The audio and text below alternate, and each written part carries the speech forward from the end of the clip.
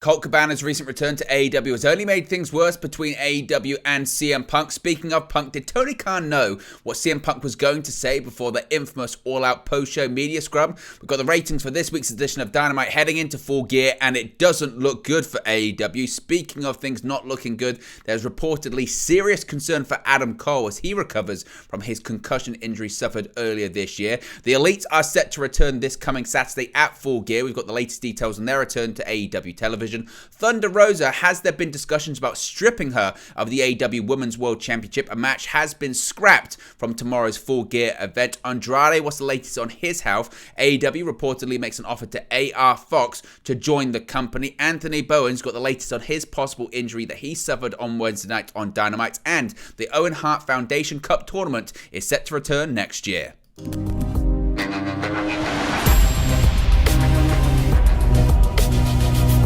Hey guys, welcome back to Wrestling News 365. Hope everyone is doing very well. As always, there are plenty of news stories to get into, especially being that it's only 24 hours to go until AEW Full Gear. AEW's last pay-per-view presentation of the year is presented to us, and we have some huge news going into it. So many stories. Let's start off talking about CM Punk. Even though we haven't seen him on our screen since the last pay-per-view, that being All Out back earlier this year, there is still so much speculation surrounding the future, or lack thereof, of the former two-time AEW World Champion in All Elite Wrestling. And it's being reported that Colt Cabana's recent return to AEW TV, quote, only made things worse between the promotion and CM Punk.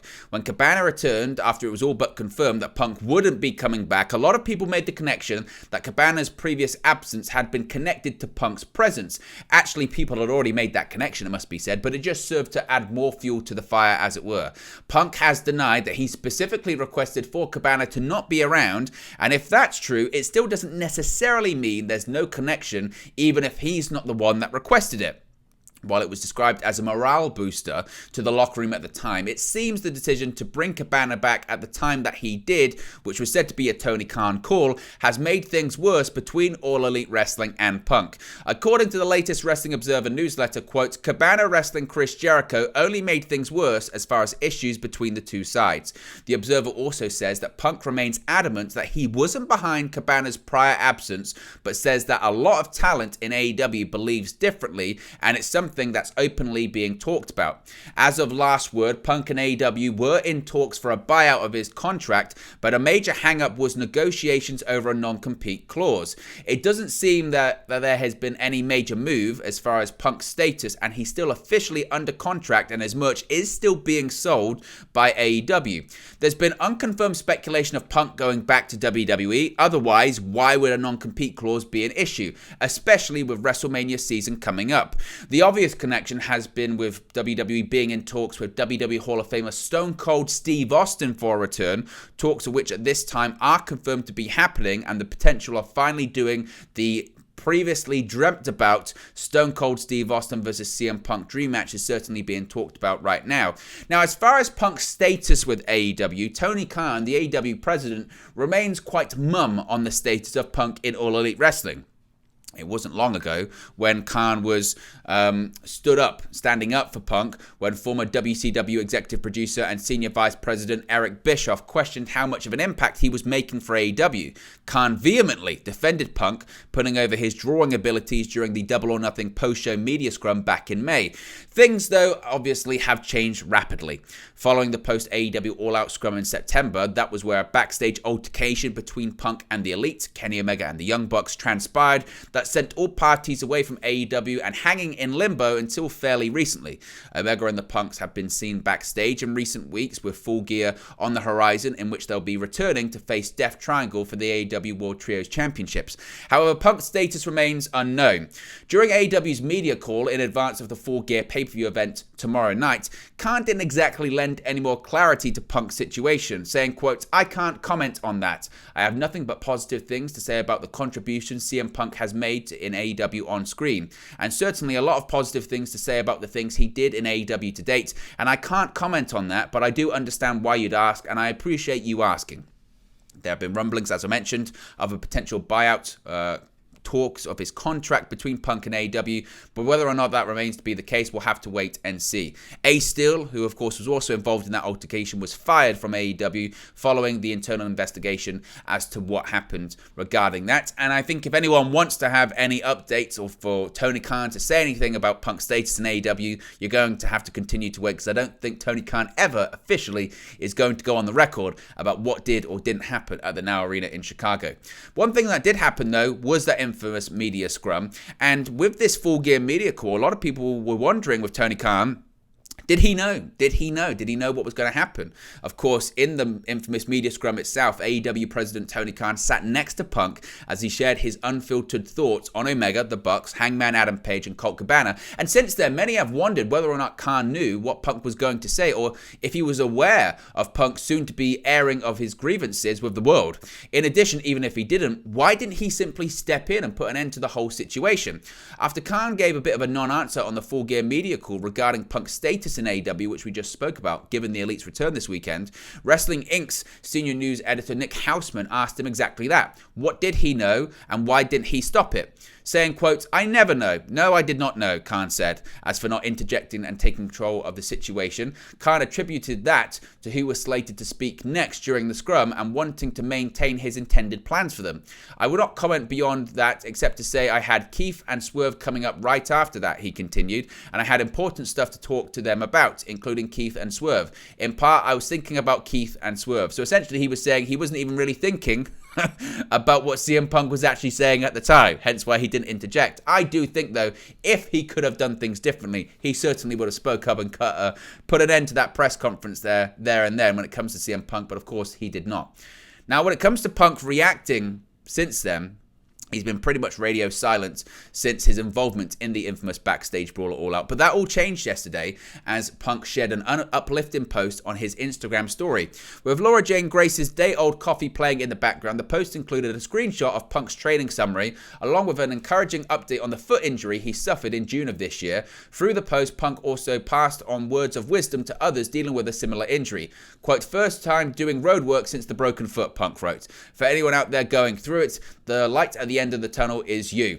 So, of course, that's the first time we've actually heard anything about that. Now, at the All Out Media Scrum, Punk confirmed he injured his foot while diving into a sea of people on the June 1st episode of AEW Dynamite, just days after he beat Hangman Adam Page for the AEW World Championship at Double or Nothing. Punk revealed he likely struck his foot on the top of the guardrail during his entrance, and it didn't feel right when he attempted a springboard move during a trios match where he teamed up with FTR. Punk would subsequently undergo surgery on June 8th for a fractured foot, getting 3 plates and 16 screws implanted into his foot. Punk did return, of course, to wrestle 2 matches, both against Jon Moxley, following his foot surgery, but his latest social media post suggests he was likely working through the injury during his brief return in August and September. Ultimately, though, for Punk, he suffered another injury during his match at All Out, requiring surgery for a torn triceps. Now, speaking of that triceps injury and the recovery from it, reportedly, rehab is actually going pretty well. Punk, as I mentioned, recently took to Instagram to assure fans that his foot was healing up well. There had not been any news about the injury to his arm. Now, Dave Meltzer of the Wrestling Observer newsletter has provided an update regarding the latter, saying that CM Punk's rehab of his torn triceps is said to be going really well.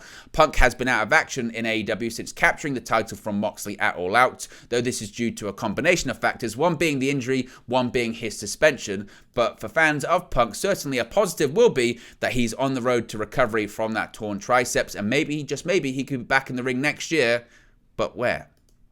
Let's talk about the ratings for Dynamite for Wednesday night. And for the Full Gear Go Home show, it didn't look good for AEW. It's not good viewing and good numbers for All Elite Wrestling. The Full Gear Go Home episode of AEW Dynamite was viewed by an average of 818,000 viewers, according to Brandon Thurston of WrestleNomics. The number saw a significant drop from last week's episode, which was reportedly viewed by 930,000 viewers. According to Thurston, Wednesday's show was the least watched episode of AEW's flagship show show in the normal time slot since the June 15 episode, which was viewed by an average of 761,000 viewers.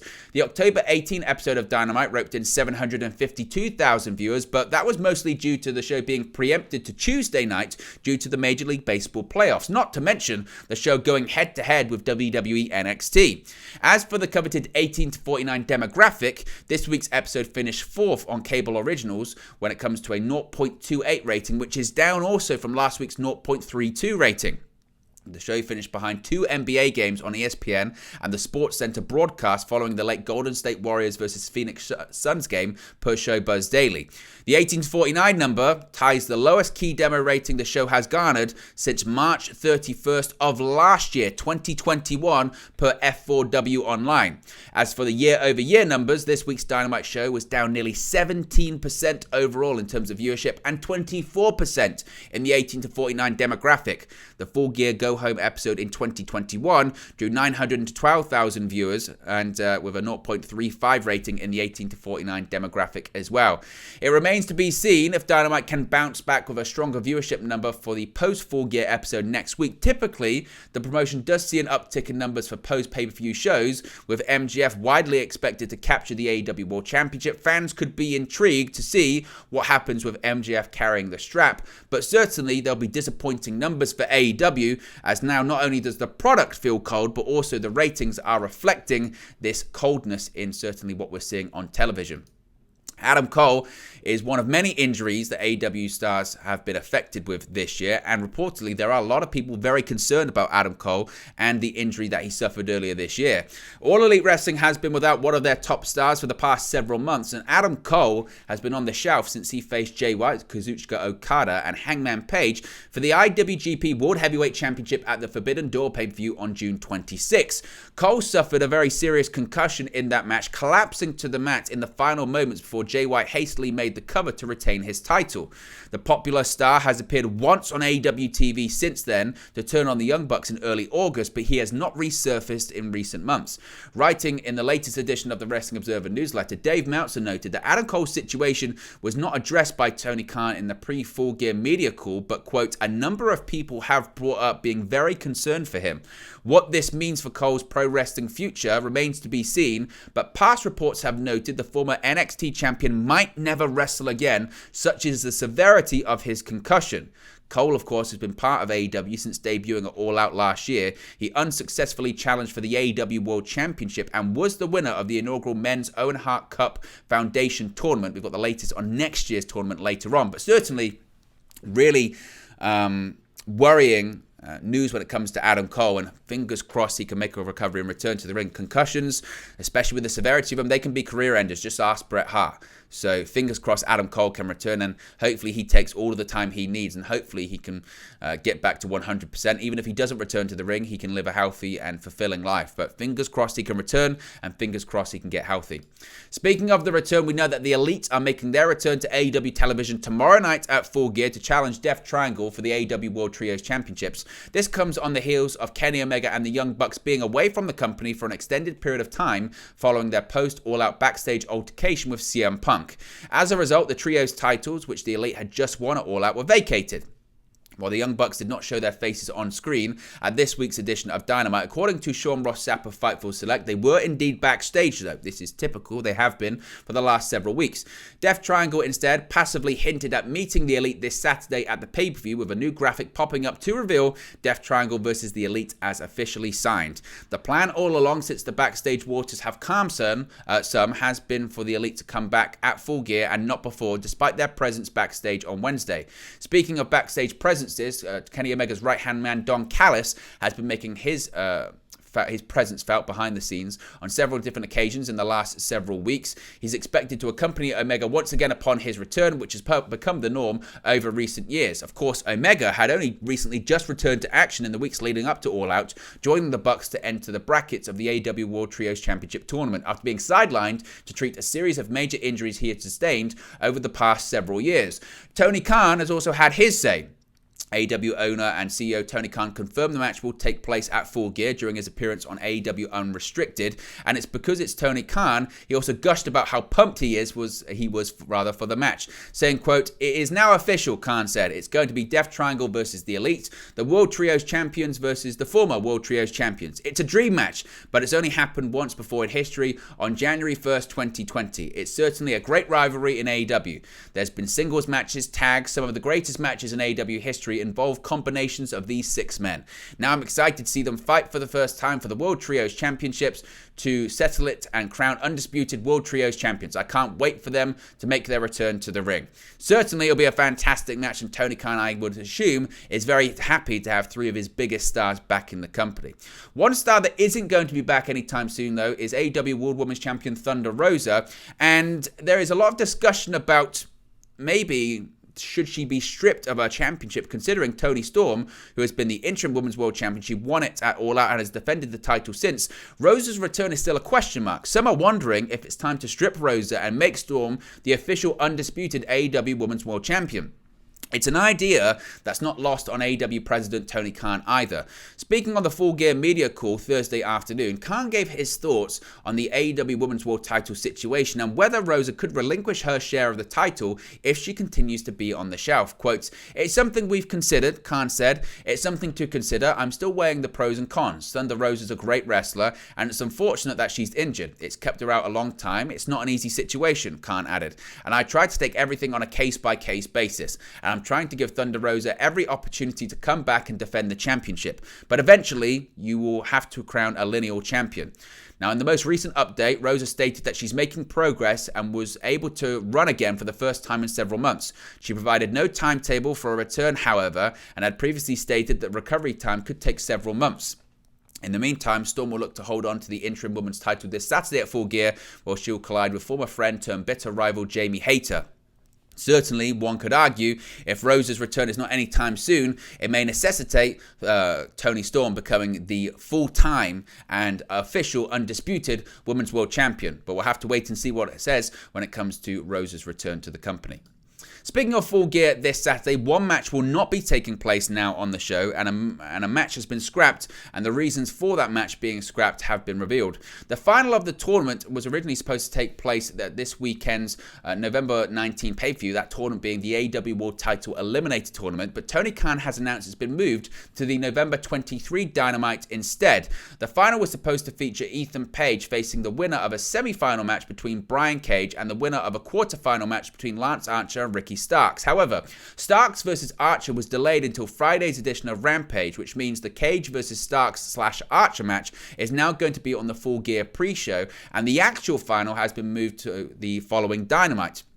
In the latest Wrestling Observer newsletter, Dave Meltzer reported that these changes are due to Starks legitimately not being medically cleared due to a medical issue that was reportedly not wrestling related. Meltzer wrote, quote, "The title Eliminator Tournament finals not being on the show was due to Starks legit not being medically cleared.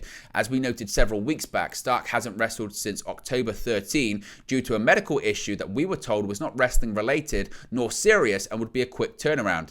They expected him to be ready on November 9 for the match with Archer, but he wasn't cleared, so they shot an angle where Archer injured him backstage, which was the cover for not doing the match as scheduled. With Starks not being ready until November 18, instead of doing the Starks versus Archer winner on November 19 against Brian Cage, they then have the winner of that match to work a second time against Ethan Page in the final. They decided to move the final to the November 23 Dynamite in Chicago. The eventual winner, of course, will win a World Championship match, which will go up against the AEW World Champion, whoever that may be, on the AEW Winter is Coming edition of Dynamite.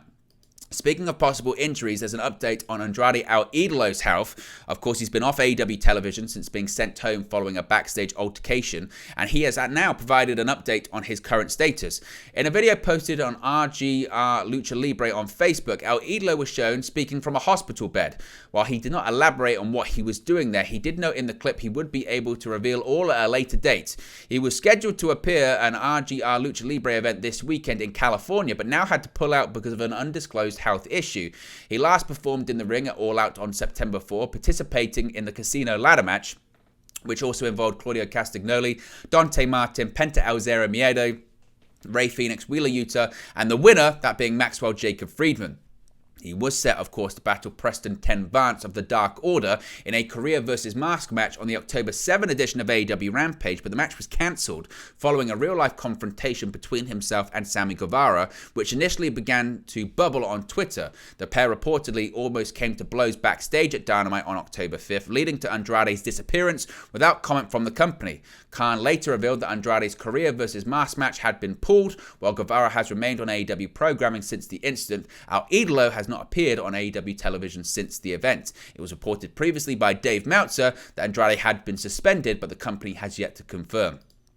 AR Fox may be the latest name to be signed to AEW. After praising AR Fox in an interview earlier this week, it seems AEW's owner Tony Khan is ready to take the next steps with a longtime independent talent after his strong showing on Dynamite this week. In a video posted to Twitter following the show, backstage correspondent Lexi Nair broke the news to Fox that he was being offered a contract by the company.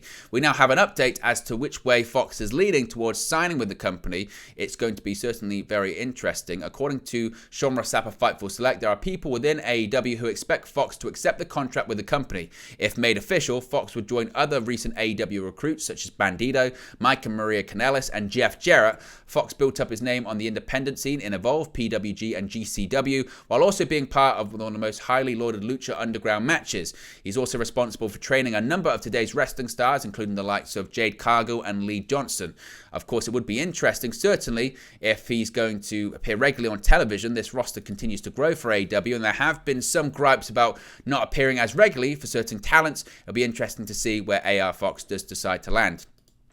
Anthony Bowens, of course a member of the Acclaimed, is set to defend his AEW World Tag Team Championships against Swerve Strickland and Keith Lee this coming weekend at Full Gear, but he may have suffered an injury. We spoke about this yesterday, and it would appear that Bowens has confirmed this on social media. According to Fightful Select, Bowens may have aggravated his shoulder during the match against Strickland on this week's edition of Dynamite, but the report did not specify if the injury was legit or being worked into a story. On Thursday, Bowens seemingly confirmed his injury by sharing a photo of himself at the Rolling Stone building in New York City. As can be seen, Bowens is wearing an arm sling, referred to his visit as his only high point in a tough day. It should be noted that Strickland did target Bowens' arm during the course of their match, so it's possible the injury is indeed part of a storyline. Towards the closing stages of the bout especially, Bowens attempted the arrival, but Strickland countered with a nasty arm breaker and followed it up with a swerve stomp. Strickland went on to win the match with the JML driver as Bowens continued to sell his arm/shoulder injury. Furthermore, Strickland tweeted, quote, "arm for a hand" after his victory Wednesday. So some are suggesting it could all be a work and part of an angle leading into possibly the finish of Saturday's title match. Finally, we have an update on the future of the Owen Hart Foundation Women's and Men's Tournament. AEW President Tony Khan has confirmed the Owen Hart Foundation tournaments will be returning in 2023. During the pre-Full Gear media call, Khan noted that he's very interested in maintaining his relationship with Martha Hart and the Owen Hart Foundation. He said, quote, "I do plan to do the Owen Hart tournament in 2023. I'd like to continue my great relationship with Dr. Martha Hart and her family. Oj Hart recently attended the Jaguars-Broncos game at Wembley Stadium. I really like Oj. He's a tremendous guy, and Martha and the whole family, they're great. We loved having them in AEW, and the Owen Hart tournament tradition will continue." Of course, this year marked the first year that AEW held tournaments to commemorate the legacy of Owen Hart, with both the men's and women's finals taking place at Double or Nothing in May. Adam Cole was victorious in the men's bracket, while Britt Baker won the women's tournament too. During the media call, he confirmed these big changes to the AEW World Title Eliminator Tournament, as well as commenting on a variety of other topics, which you can see on YouTube. It's on their YouTube channel. So there you go, guys. That's the latest AEW news for you. Be sure to smash a like on the like button. Be sure to subscribe bottom right-hand corner. Let me know your thoughts on today's AEW news stories in the comment section below, and I'll speak for you again very, very soon. Hey guys, thank you for watching, listening, streaming, or however you come across this video today. Be sure to click on the video on the right there to watch our next video, or click the bottom there to subscribe, or the bottom right hand corner. Thank you very much, and I'll speak to you again very soon.